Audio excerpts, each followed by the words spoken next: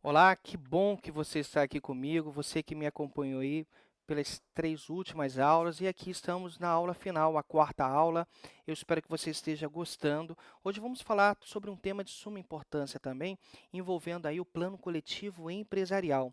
Vamos imaginar aí que um cliente procura por você no seu escritório, afirmando com a seguinte situação: doutor, eu acabei de ser demitido sem justa causa e eu contribuía com certo valor que era descontado no meu contra-cheque ou olerite, para quem mora aí em São Paulo, e eu estou fora do plano de saúde, ou seja, eu perdi o plano de saúde.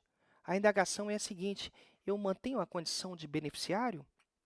Né? É o que nós vamos estudar agora. E por quanto tempo? Ou seja, será que eu sou mantido na condição de beneficiário do plano coletivo empresarial? Né? E aí a gente vai estudar vários cenários, por exemplo, daquele indivíduo que foi demitido sem justa causa, daquele plano coletivo empresarial com cobertura integral, onde o patrocinador ele cobria todo o valor do plano e o teu cliente nada contribuía. Vamos ver essa questão agora? Olha, eu coloco lá na tela, lá, manutenção da condição de beneficiário, plano coletivo de assistência à saúde em decorrência de vínculo empregatício. Eu coloco rescisão ou exoneração do contrato de trabalho sem justa causa, ok? A questão é tratada no artigo 30, da onde, professor?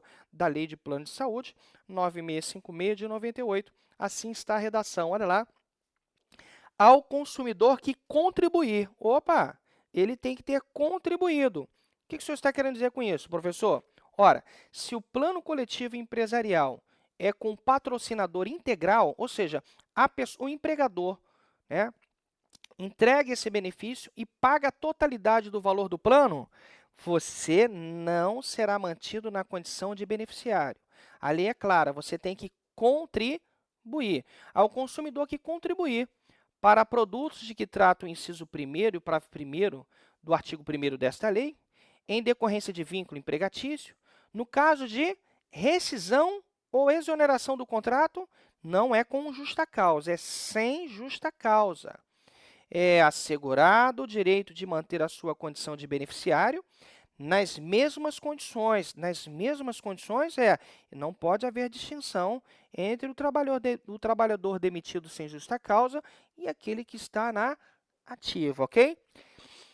Então, será mantido como beneficiário nas mesmas condições de cobertura assistencial de que gozava quando da vigência do contrato de trabalho. Agora, olha a condição: desde que assuma o seu pagamento integral. O que é o pagamento integral? É a parte que o empregador patrocinava, mais a sua parte. Se o empregador pagava aí R$ 500 e você pagava R$ 100, agora você vai assumir a totalidade.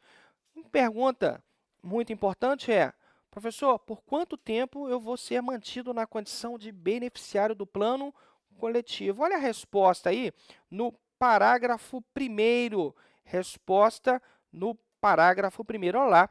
O período de manutenção da condição de beneficiário a que se refere o caput será de 1/3 do tempo de permanência nos produtos que tratam o inciso 1º e o parágrafo 1º do artigo 1º ou sucessores, com o mínimo assegurado de 6 meses. Aqui tem um mínimo assegurado de 6 meses e o máximo de 24 meses. Então, eu vou pegar o período de vigência do contrato que ele ficou trabalhando, eu vou extrair 1/3 do tempo de permanência.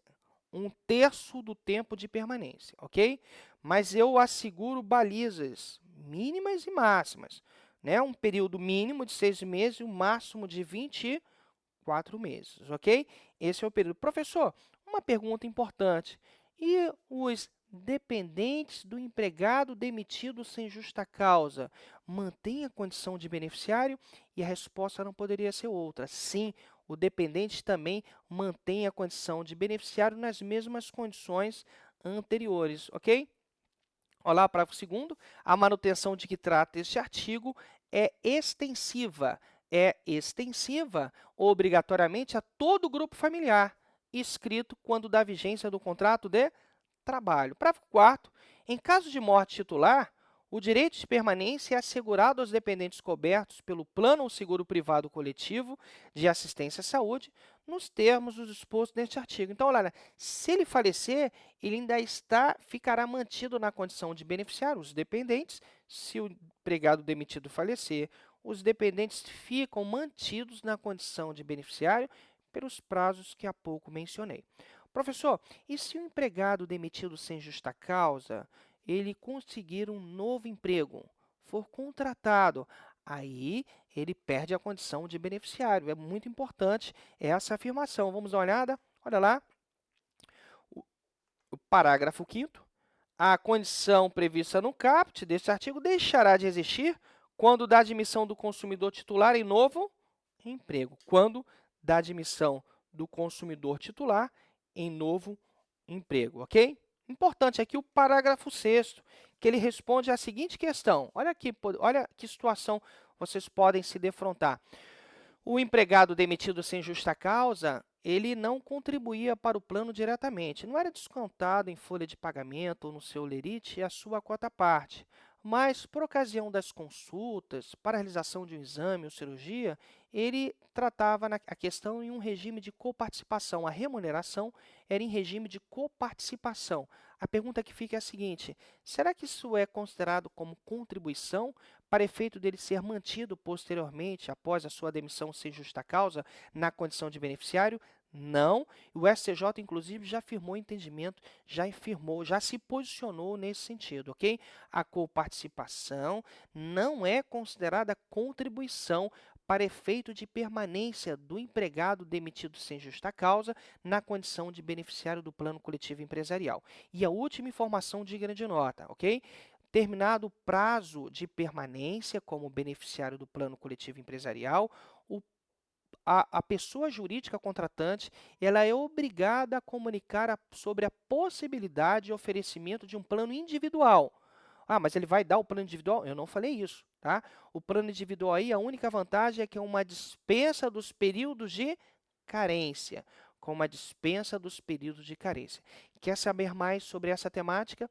Quer saber mais sobre operadores de plano de saúde? Olha, você que quer agora aprofundar nesse ramo pouco explorado do direito médico, você que quer aprender a litigar de modo estratégico, você que quer saber estruturar a tua petição ou para afastar a pretensão do autor, operadora de plano de saúde que pode demandar ao seu cliente, ou o inverso, para estruturar a sua causa de pedir com fundamentação jurídica sólida, você que quer ter conhecimento da jurisprudência dos tribunais de superposição, STJ, STF, sobre esse tema pouco explorado do direito médico, eu quero te informar que hoje no Brasil nós temos mais de 1.000 operadoras de plano de saúde autorizadas a funcionar no mercado.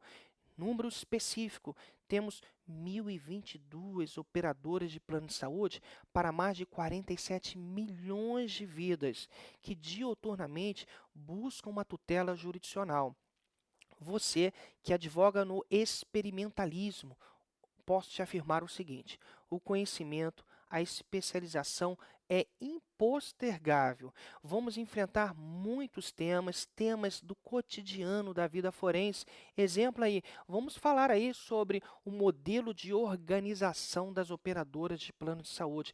Vamos falar sobre plano coletivo empresarial, plano coletivo por adesão, plano individual. Quem é elegível para figurar na condição de dependente? Vamos falar também sobre o modo de constituição dessas empresas. Vamos falar aí sobre cooperativa médica, cooperativa odontológica. Vamos falar sobre as entidades de autogestão, que são planos fechados, com inaplicabilidade do Código de Defesa do Consumidor, entidades filantrópicas, seguro-saúde. Há diferença entre seguro-saúde e plano de saúde? Vamos falar também da perda da condição de beneficiário ou dependente. Vamos falar também sobre o rol de procedimentos de eventos em saúde, doença e lesão pré-existente. Vamos falar daqueles tratamentos clínicos ou cirúrgicos experimentais, medicamento importado não nacionalizado. Vamos trazer diversos julgados sobre cláusulas abusivas. Vamos falar aí sobre período de carência, como já disse, doenças e lesões existentes. Olha, o módulo está imperdível. Vamos falar sobre tutela provisória de urgência, quais os documentos necessários para estruturar uma boa petição inicial em face das operadoras de plano de saúde. Vamos falar sobre o catálogo internacional, catálogo de estatística internacional de doenças da Organização Mundial de Saúde. Olha, muitos temas envolvendo aí as ações em face das operadoras de plano de saúde. Vamos falar também da condição de dependente num plano individual. Será que um filho socioafetivo, será que um avô que tem a guarda do neto, será que o neto pode ingressar na condição de dependente? Vamos falar sobre portabilidade agora de modo muito mais aprofundado.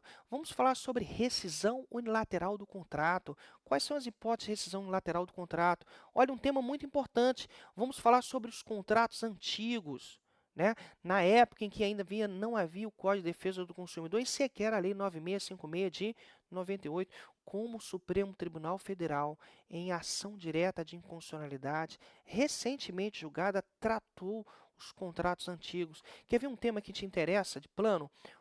Cláusula de reajuste. Como é que é elaborado o reajuste do plano coletivo empresarial e do plano coletivo por adesão?